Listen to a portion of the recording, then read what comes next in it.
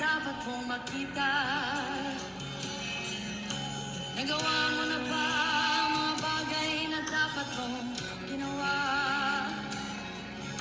Talaga nang tali sa paa, imulat ng iyong mga mata. Kay sarap ng buhay, lalo na't alam mo kung saan papunta.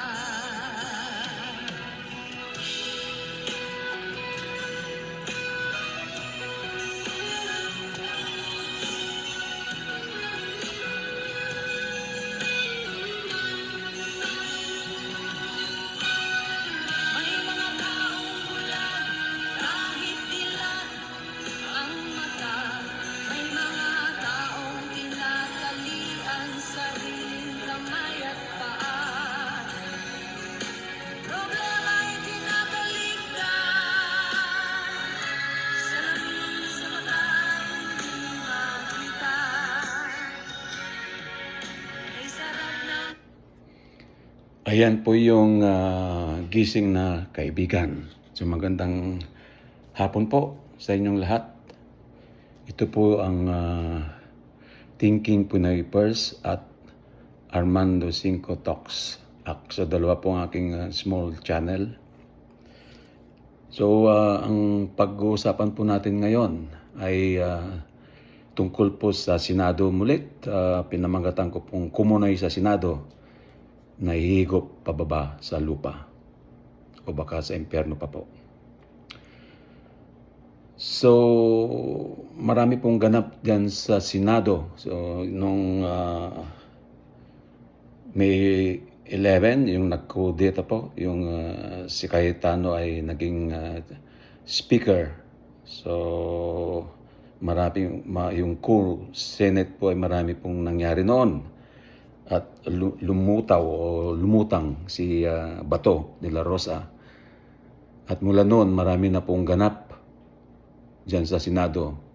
Kaya nga ang pamagat ko ay kumunoy sa Senado, yung naihigop pababa, yung wala na pong dignidad or yung Senado ay parang basura na dahil nga po sa leadership ni Cayetano.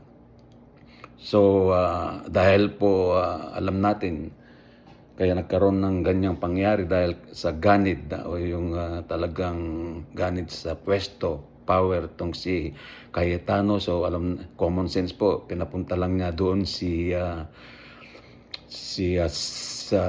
Bato para magkaroon sila ng majority or 13 yung para mapalitan si SP Soto. So naging 13. So ang bansag sa kanila ay 13 Hudas. At mula nga nung May 13, kasi kaarawan ko yun po, alam niyo naman yung mga nangyari, may putukan at tapos bigla na lang nawala. Parang bulatong si Bato. At ayon sa mga investigasyon, mga CCTV, talagang planado. Sino ba nagplano itong mga 13 Hudas, pero ang naging director doon ay si Cayetano. Dahil nga itong ang Cayetano ay may lahing director, di ba? Yung isang kapatid niya director. Ito namang si Amy ay nasabi ko nga sa mga vlog ko na isang producer. Kung baka yung mga kabataan dyan, di nyo alam na or yung panahon ni yung national artist na si Noronor, yung mayroon siyang pelikula, Himala. Kasi sa bandang Ilocos ata yung dahil taga Ilocos po ako, or La Union, ay siya ang nag-produce noon yung Himala. Tapos maraming artista, si Jinggoy Padilla. So talagang yung Senado ay ginawa ng paggawaan ng mga pelikula. Dahil nga yung mga madaming artista sa 13 Hudas at may mga politiko namang gustong maging artista. So kompleto, Ricardo's ika nga. So mula noon, tumakas or pinatakas or talagang may mga sabuatan nangyari, may mga investigasyon na dyan, may mga subpina ng mga i-issue tungkol kay Bato at hanggang ngayon nga nagtatago. So yung mga nagpatakas o yung mga kasamahan niya at yun, nasa subpina na sila. So, planado po yung lahat at ang nagprotekta diyan ay itong si Cayetano. Of course, gagawin niya yon dahil siya nga ang nagplano lahat dahil nga sa ganit niyang power na magkaroon ng para siya ay maging speaker, di ba? So now, yung pong another yugto ng pelikula dyan sa Senado, yung kaninang madaling araw dito, yung mga 2:00 dito na madaling araw at napanood ko sa TV. At di ba, ano yan, hapon diyan ay itong si Estrada ay ang tanong nga dyan ay siya ba'y sumuko or arestado. So nung una, napanood natin sa Senado na nagsalita itong si Estrada at sinasabi siya ay susuko. Of course, during his speech, sinabi niya wala siyang kasalanan dahil siya ay nasa majority, ay ginigipit siya. So, linalagyan niya ng kulay na politika. At sinabi pa niya doon na may kumausap sa kanya na bumaliktad or para mag-minority. Kagaguhan naman yan at sasambulat daw niya kung sino yun. Pogag ka pala eh. Sabi nga, bakit hindi mo pa sabihin agad kung ano pa yan mo. So, tapos sinabi pa niya na na-advise daw niya yung sa Senado na to hold his salary. Ugok pala to eh. Maraming nagsasabi, buti na lang si Attorney Palsis ba yung mga abogado na pag yung may kaso ka ng plunder, so plunder po yung kaso niyan. Automatic na wala ka ng sweldo. Dahil, at sabi nga ni Sek Llamas walang kwenta naman yung sweldo dahil milyones yung ninakaw or yung kaso mo, di ba? Bali, hindi naman yung sweldo nyo ang mahalaga dyan eh. Yung mga under the table or yung mga ninanakaw or anumang tawag dyan, plunder po. Kaya common sense, alam kung sa yung plunder talagang ang arestado na yan, walang bail, hindi katulad nung una yung graph lang na kaya sa nakalabas ay graph lang yon. So nag-bail siya o nagpiyansa sa, so kaya siya nakalabas. But this time ay wala na siyang kawala, arestado siya. Pero pinapalabas na siya ay susuko. Dahil iba po kasi yung pagsusuko mas mababa, baka yung magkakaroon siya ng less na ibibigay na penalty pag sinabing siya susuko. Pero nung nagkaroon ng conference naman tong si John Vic, DILG Secretary, sinabi niya na arestado siya. So marami pong mga of course yun, sinabi nga niya na arestado siya. Pero siguro kung nakita naman natin po sa mga video, sa mga news na may mga pag-uusap pa doon at nagsisigaw tong si Cayetano. Siguro kung si Torre doon, si General Torre yan, walang ganong mga pangyayari dahil ang masama kasi pag si John Vic, di ba, pumalpak na siya kay Bato.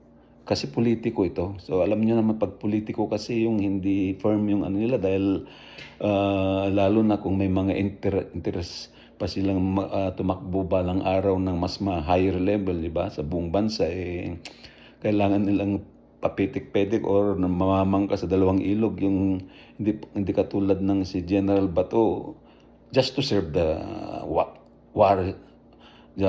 arrest warrant, serve mo lang dahil kung ano man yung mga pinagsasabi nila dyan sa korte na, simple lang yun, arrest mo na lang agad.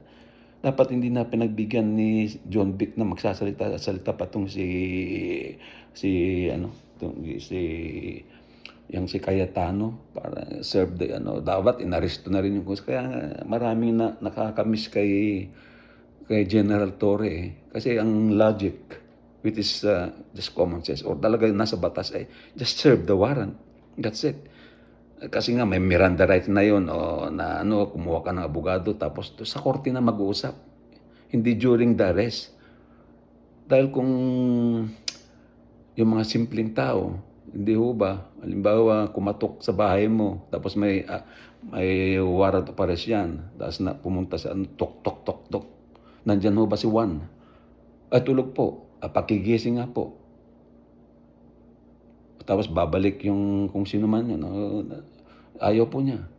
Nasabi niyo muna ba may warrant of arrest? Di ho ba? Ang gagawin ng pulis or sino man yung may hawak ng arrest warrant, papasukin na yan sa loob yan dahil hindi lumabas eh. Kahit patulog yan or anong ginagawa o may evac pa yan o kahit anong ginagawa niyan, arestado agad. Pag yung mga simpleng tao. Pero itong mga hindi lang mga senador, yung mga mayayaman, may mga kaya, ay kung ano-ano mga delaying tactics ang mga pinagagawa. Kaya yung hustisya sa atin ay para lang talaga sa mahirap. Ano po, dismaya. Dapat, warrant pa rin, serve mo agad kahit sino man yan. Kaya ang politiko kasi ganyan po di ba? Yung to serve the law, to protect the Constitution. Pero pag politician, hindi ganun eh. Kasi nga lalo na yung may mga ambisyon, may interest na or natatakot ba or hindi natin alam. Pero pag sana nga marami tayong mga katulad ni General Torre na just serve the warrant, arestado na yan. Dahil may utos na sa mismong korte, husgado. So, serve mo, tapos kunin mo na siya, tapos dalhin sa presinto, tapos sa korte na siya magpaliwanag. Yan mga maraming, pag yung mga mahirap, hindi yan, arestado agad. So, pag-usapan natin itong si Cayetano. Kaya nga, bakit kumunoy na yung talagang pabagsak? Bagsak na po ang Senado.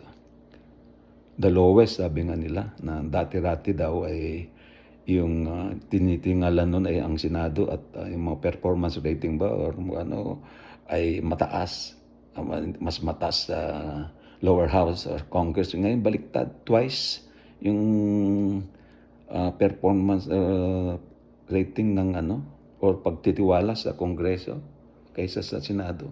Kakaiba. Mababaw po ang Senado. Kasi yung si Cayetano talagang ganid sa power or mayroong nga ba bang hindi naman yung loko, yung siraulo ba? Hindi naman siraulo yan, yung na-over ba? Hindi naman katulad ni yan na matalino yung si Senator Santiago noon yan. Pero yung, kasi ginawa na raw niya pala yan sa Kongreso noon na dapat may House Speakership na hatian kay yung isang Biloso daw. Pero ayaw umalis yung usapan. So ang ginawa pala niya ay pinatay niya yung ilaw at tubig noon at pinakandado ang Kongreso. So mayroon na talagang history ito na ayaw umalis. Walang gentleman's agreement. Buti na lang at sinabi ni John Vic kanina at least patawad pa siguro ng mga tao na you lost the privilege na under the custody dahil to escape. Although sabi nga niya, walang batas na walang na pag may warrant for arrest, hindi pwedeng i-serve sa kahit anong establishment or branch of government. Parang ganun. To escape, wala ka na ang privilege na hindi mo na pwedeng you lost the privilege, hindi mo na pwedeng kupin patong si Estrada, parang ganun. So yun nga. So ang ginawa naman niya kanina, nawala, kung totoo man to sabi ni Senator Erwin Nata sa kanyang interview na panood ko na pati pinatay naman niya ang tubig at ilaw. Hindi tubig at ilaw yun ang ginawa niya sa Kongreso at kinandado daw. This time naman yung aircon, di ba? Aircon na pinatay. Tapos yung walang wifi. So, pang wifi?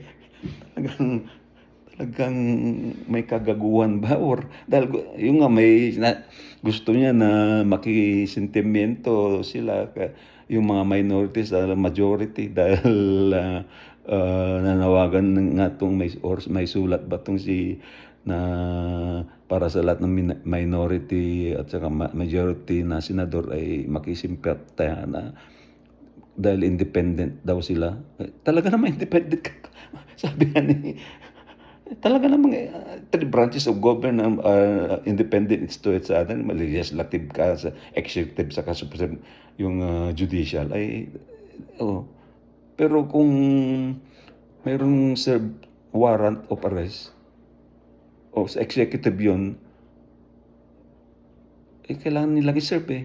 So gusto nila, mag-walkout ang minority of course kaya at least may minority, senators man na medyo, halos lahat sa kanila ay may yung sarili ay talagang may prinsipyo pa rin at may dignidad at, gusto nilang ano, iangat muli o yung, senador yung Senado. Kasi kaya siguro isa pa, sabi ni ano, Secretary Llamas ata, na kaya nag-walkout sila dahil 'pag yung may mga diskusyon dun na magbobotohan, kulang sila ng bilang dahil nga magiging 11-11 sana kaso magiging 11 minority, 10 'di ba 13 sila dati, wala na si Bato, wala na si Estrada, absent pala si Escudero. 11-10 sana sabi niya kaya siguro gano'n ang ginawa nila dahil 11-10 di 'pag may botohan pala hindi kailangan 13 or ano basta yung majority lang at, 50% plus 1 yun lang po ang majority, eh. Kaya,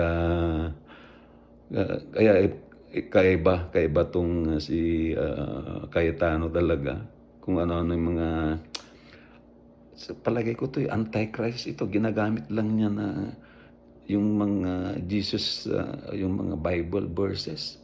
Pero ito siguro antichrist or ito ay kampo ng Satanas yung pag-iisip parang kakaiba dahil nadatnan ko yung panahon ng kanyang tatay noon, yung kampanyera dahil iba yung pananalita pa lang talagang iba yung tatay niya noon. Ito parang pilosopo na,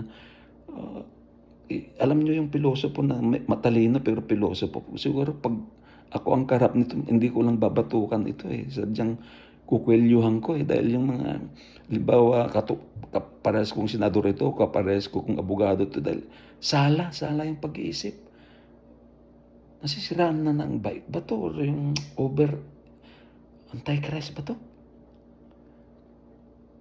Ay hindi ko alam, mahirap paliwanag kahit nga yung mga political scientist, mga political analyst, hindi nila ma-picture na 'tong si ano, 'tong si Cayetano kakaiba raw. Kakaiba sa lahat ng mga naging, hindi lang sa senador, speaker of the, Senate kundi kakaibang nilalang. Siguro 'to ay ano, ito ay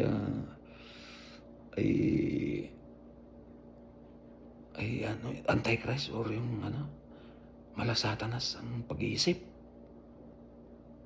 So yun nga nasabi ko nga yung sa pamumuno niya, yung naging 13, Judas.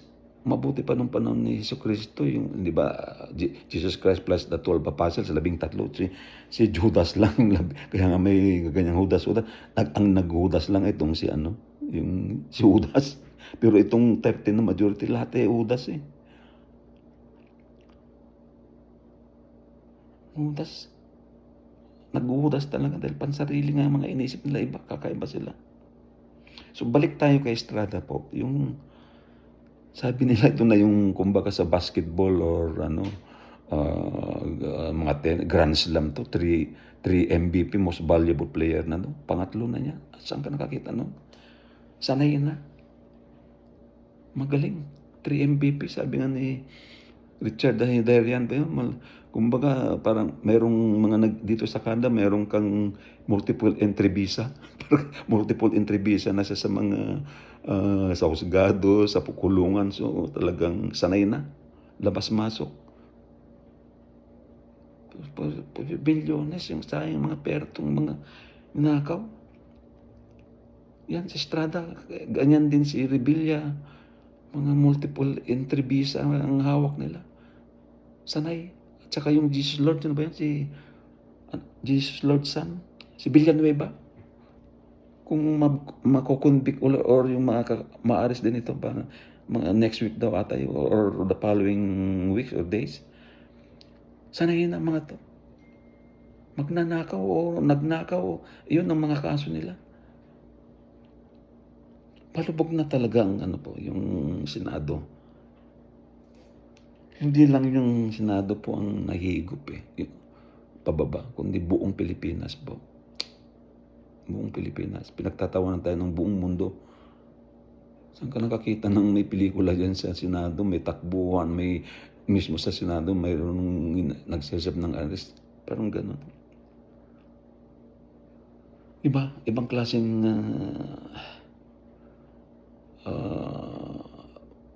mga senador. Itong mga 13 na Ito kasi yung mga 13 na senador, mga mayaman po yan. Mga milyones, bilyones, kaya wala silang pakialam. Mga hayop sila yung mga, hindi po hayop yung mga, mas matindi pa sa mga hayop na senador sa mayorya. So ano pong gagawin para babangon po muli yung Senado sana? Una po, paano? Siyempre po, ang pinakauna dyan kung si Cayetano na ay mag-resign. Pero gagawin po ba kaya niya yan? Higanit sa power yan. Hindi mo, kumbaga kapit tuko or ano ba yun? Maraming mga ganong salita. Kapit tuko yan Hindi niya gagawin yan. So, kung voluntaryo siya, pero parang 1% lang siguro.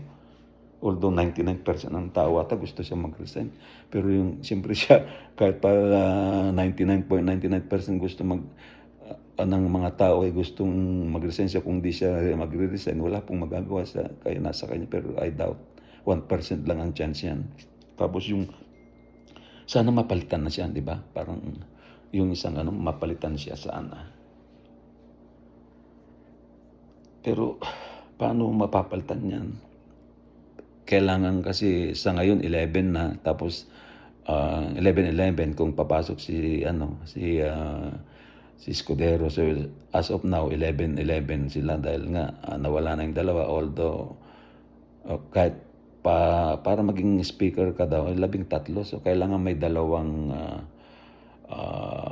magko-convert, parang ganoon, parang hirap. Pero siguro naman sa 13 hudas na tinatawag, ay mayroon namang more than, sabi nga ni na Llamas, less evil, yung mas less na satanas pa rin siya, pero demonyo siya, pero mas hindi demonyo. Mayroon bang gano'n? Kumbaga siguro anak ng, kung tatay na demonyo, anak na demonyo, parang di ba pagbata pa, sanggol pa.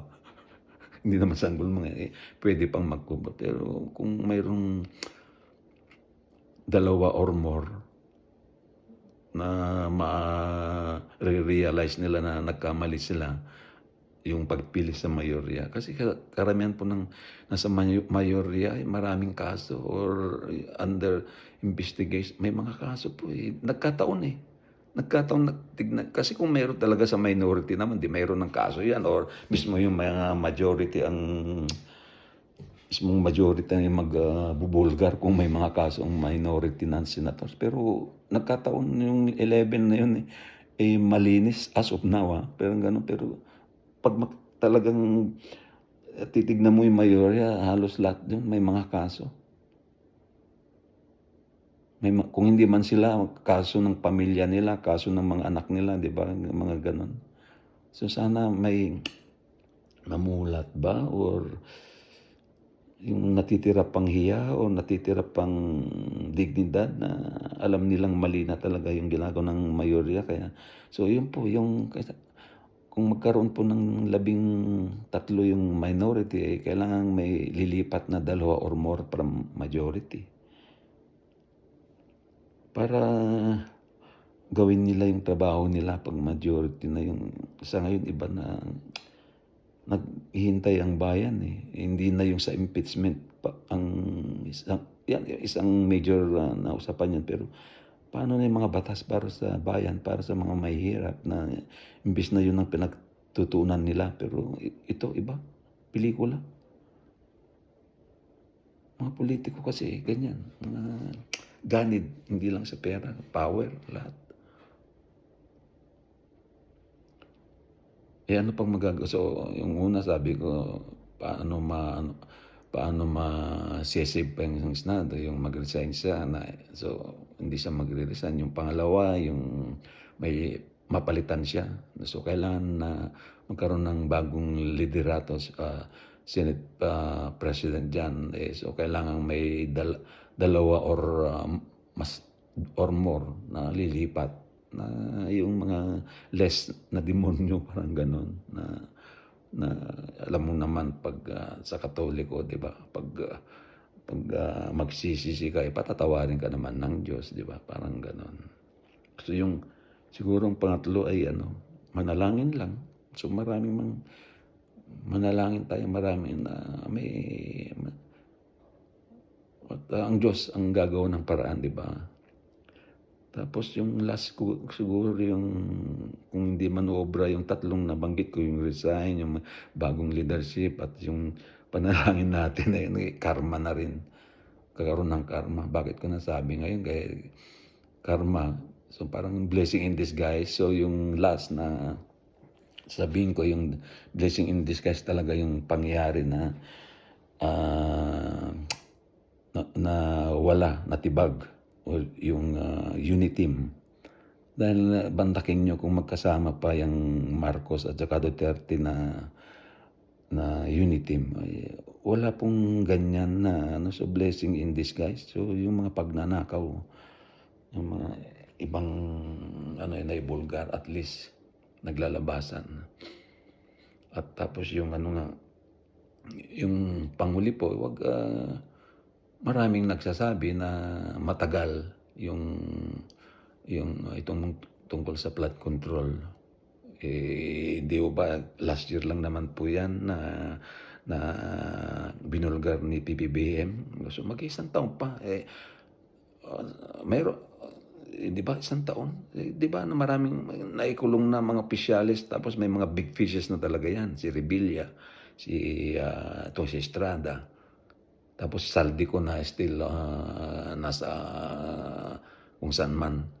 Tapos yung Diskaya. So, tsaka mga Secretary Bunuan. So, big fishes mga yan po. So, panahon ba ni Duterte, meron bang mga nakulong na ganong mga kapartido nila or dati nilang kasamahan or mga matataas na tao? Wala po. Si PBBM lang ng ano. Kaya yung mga nagkri-criticize na mabagal, siyempre sigurado yan. Nangyari po Kung hindi siya nagbulgar, di tuloy-tuloy ang ligaya sana ng mga taong yan. So we just support the government under PBBM, though may nangyari po di ba? May big pieces na yan at tuloy-tuloy na yan at sana yung mga iba pa ay maaresto at mabigyan hustisya na at yun po. So yun po yung ating vlog ngayon na kumunoy na yung Senado, pero yung mayroong paraan po na sana ay matupad. Isa man dyan ay para magkaroon ng muling babangon muli ang Senado po. So yun po ay blessing in disguise ang lahat ng mga pangyayaring ito at ganun pa mang mga ganyang pangyari ay mayroon palagi na, di mo ba, pag may mga nang pangyaring masama ay may dinudulot naman na maganda. So tulungan po natin ang administrasyon ni PBBM. Tuloy-tuloy po ang ating suporta sa kanya at ipanalangin natin ang kanyang kalusugan ng lahat ng mga empleyado ng kanyang kabinete at mga senador din, mga kongres, at gawin nila yung mga trabaho nila hindi sa para sa kanilang sarili kundi sa para sa bayan, lalong-lalo na po sa mga mahirap po. So sana po ay nagustuhan nyo itong aking topic ngayon at sana po ay mag-like, subscribe, and subscribe po kayo sa aking channel na Thinking Pinoy First at i-upload ko rin po sa ACT or yung Armando Cinco Talks. So magandang gabi po or hapon po dito at muli po ito ang Thinking Pinoy First at yung Armando Cinco Talks. Magandang araw po sa inyong lahat muli. Salamat po. Lalo na kung ika'y gising. Tanghali maligaya kung ika'y may So, ito yung gising na kaibigan. Sana marami pong mga mga kababayan natin yung gumising na para sa magkatotohanan po. ay kapiling. Kay sarap ng buhay lalo na't alam mo kung saan papunta. Come on everybody say! Gising na Kaibigan ko,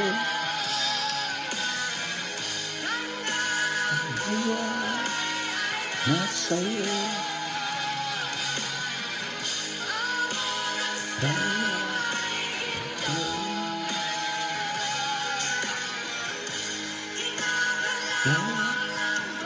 Langit mo. kailan ka pa magbabago? Bago Kailan ka pa pa matututo ang lahat ng ilo sa dapat patungo.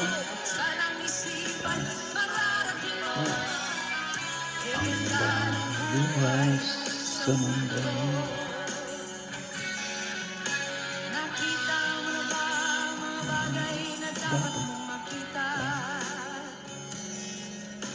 Nagawa mo na ba ang mga bagay na dapat mo ginawa? Talaga na ang tanging Sa sama, buhay inulat ang ng mga mata. kay sarap ng buhay lalo na't alam mo kung saan papunta. Kay sarap ng buhay lalo na't alam mo kung saan papunta. Thank you so much. That's all coming from Masing. Bye po. Bye po sa inyong lahat.